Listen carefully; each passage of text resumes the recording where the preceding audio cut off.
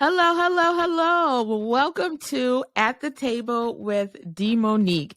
Here we will have conversations with real people sharing real life stories.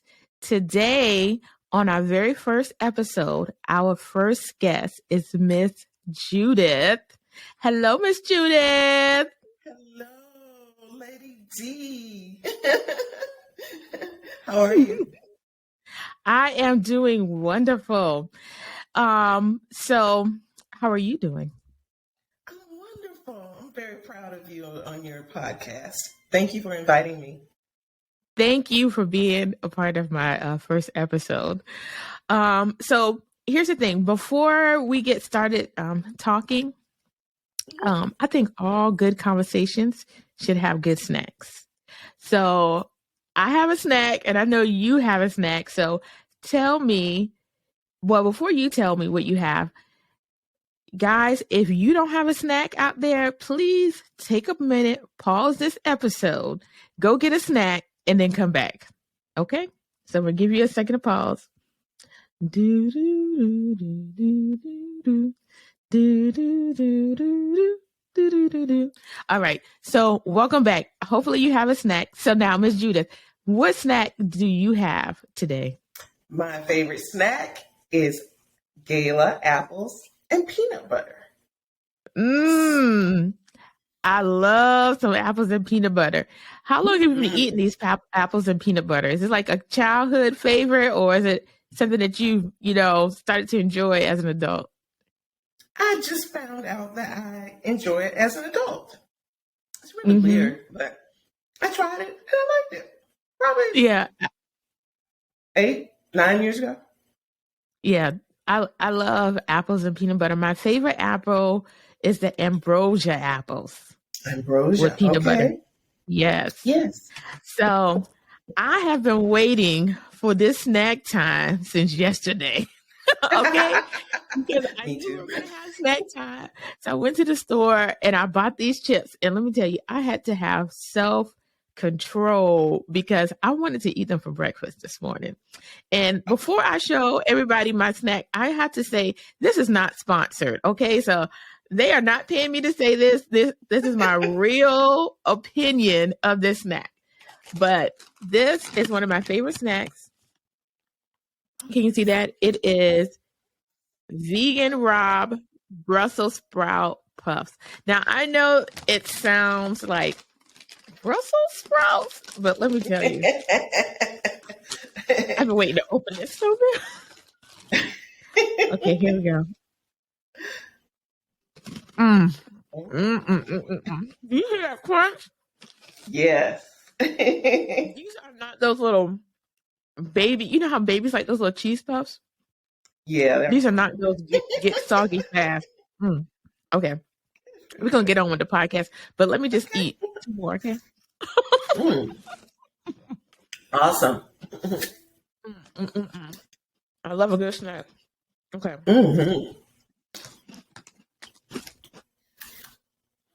Okay. I hope our audience that's watching this right now and listening to this, I hope they got some good snacks. They do. Don't worry. Because I know my snack is delicious. Okay. So, as you all know, it is October. And October is Breast Cancer Awareness Month. You know, if you've been out in your city and your towns, you've probably seen a lot of people wearing their pink hats and shirts and scarves and even the lapel pink ribbons. Sometimes you'll even see people gathered doing walks. And those walks are to bring awareness to the importance of breast cancer. Because, you know, as women, I know men develop breast cancer as well, about 1% of men. But as women, it is really important that we do self-examinations at least once a month. And then once you hit the golden age of 40, you know, it is recommended that we go and we get our annual mammograms. So, you know, if you're one of the folks out there that maybe you don't have insurance and you're thinking, well, how do I go and get a mammogram? check out your local community health centers because they may offer it at a low fee or no fee to you, especially during the month of October.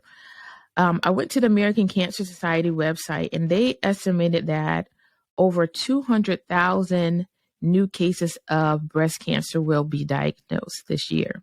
So that just lets us know that early detection is really important. Okay. It can be the difference between life and death. Okay. So our first guest is Miss Judith, and Miss Judith is a 2-time breast cancer survivor. So let's all welcome Miss Judith. Take a moment and please cheer her on because that is awesome. It's good to be alive. Welcome to At the Table with Monique, Miss Judith. Thank you for being here again. Thank you for having me. What an awesome experience. I always enjoy sharing my journey with others because it's what you just said. So many other women will be affected by this, and I'm just here to let them know that there's a God that we serve, and He's good. He is so good. He is so good. So let's talk about this. I know it's a sensitive subject, but the best thing to do is just go ahead and dive right in. Would you say so? Would you agree? I would say so. Okay. So let's talk about your first diagnosis. How did you find out that you had breast cancer? Did you find a lump? Did you go in to have a mammogram? What happened? My first diagnosis was at age 44. This was in 2005. But let me back up just a little.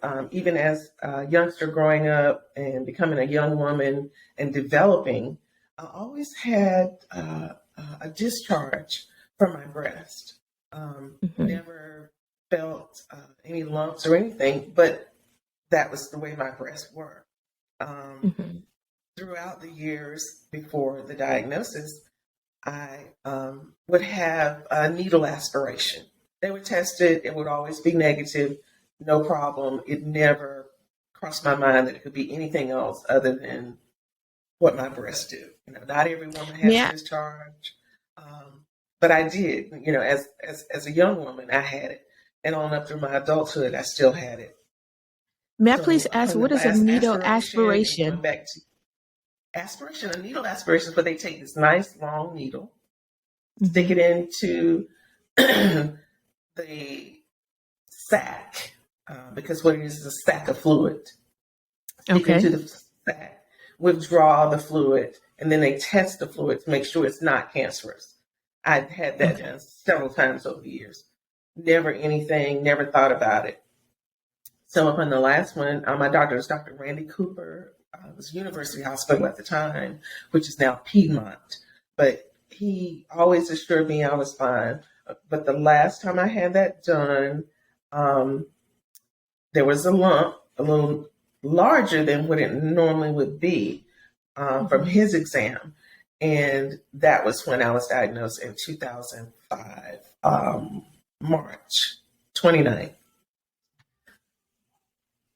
Okay. So that first experience, it kind of shook. It did shake me because you never want to hear the words, you have breast cancer. There is a history of colon cancer in my family. And according to Dr. Cooper as well, those with a history of colon cancer, there's some type of link with breast cancer. So none of my mom, my sister, my grandfather had colon, my uncle had colon, and my auntie, all on my mother's side, had colon cancer. So never breast. So at 44, when I was diagnosed, I was shocked, scared, never wanted to hear those words. But after I had a little pity party, cried a little bit, I became a fighter, and that's who I am now. Yes. You're a warrior. Warrior. Princess. Yes. When you after you got the diagnosis, I'm sure they gave you treatment options. What were the treatment options presented to you at that time? I could do nothing and die, or I could have chemo along with surgery. And that's the one that I chose. I'm not sure what my other options were. I just knew I didn't want to die. And I really wanted to be okay. That more than anything, I just wanted to live because I was so young. And as it would happen with the first diagnosis, and they came up with a treatment plan with chemo, I had had 7 rounds of chemo. I had a mastectomy, and one of the options, while they were trying to figure that out, there was a second cancer that they found in the same breast, the left breast, in 2005. And it was a rare type of breast cancer where only 6 people in the world had it at the time. So I was a 7th. And they really didn't know what to do. But as the Almighty would have it, the cure came with the treatment plan that was originally discussed. From February to August, they were kind of up in limbo trying to figure out what to do, how to approach it. So in August of 2005 was my first round of chemo. And it was grueling. It was frightening. I was afraid, but I knew I was a woman of faith and I believed, but I knew God would heal me. It took some time. And the 7 rounds, we did those. I lost my hair. I think losing my hair was probably the hardest part. But then I grew, and that all comes with vanity, and God had to deal with me in vanity. But I figured it out.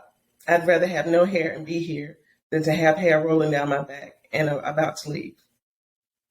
I think any woman, or like I said, there are men who develop breast cancers where would agree with you. They would rather live than have hair. And we live in a world where, guess what? You can have whatever kind of hair you want. You can go to the store and buy you some hair, you know? So, hey, but you can't go and buy a new life. And so I'm glad that you chose the treatment options. So can you just explain to me and also the viewers, how is the chemo treatment? How are you given the treatment? Is it you have to have a port, because every time you go, there's always needles. So to cut down the activity in your arms, there's a portacath that's inserted inside your chest. It's just below the skin. It doesn't hurt. It just makes it easier to insert a needle to administer the medicines. Okay. And how long does it normally take for a chemo session? Depending on the type of medication you get, the one that knocks your hair out is called the red devil. That's how powerful it is. It kills all the bad cells, but in the process, it kills all the good cells. So you can go in from 3 to 4 hours. One of my friends now who's metastatic, she's going through like a 5-hour. So it depends on the type of cancer, the severity of it, meaning the staging, and your body weight has a lot to do with it too, because you do get sick. I lost a lot of weight. It's back, unfortunately. But your body has to be able to handle. I'm sorry? I said you look beautiful. You look beautiful. I feel good. I feel good. Yeah. So depending on your body weight and your overall general health, because your white blood cell count will sometimes go down, but you go get a shot to boost them back up. But sometimes, things happen, infection and so forth. But again, it's dependent upon the severity of the cancer, how aggressive it is. That's how that's determined. Okay. When your cancer was discovered, what stage was it in? Stage 3. Okay. 4 is the highest. So it's Okay. pretty scary.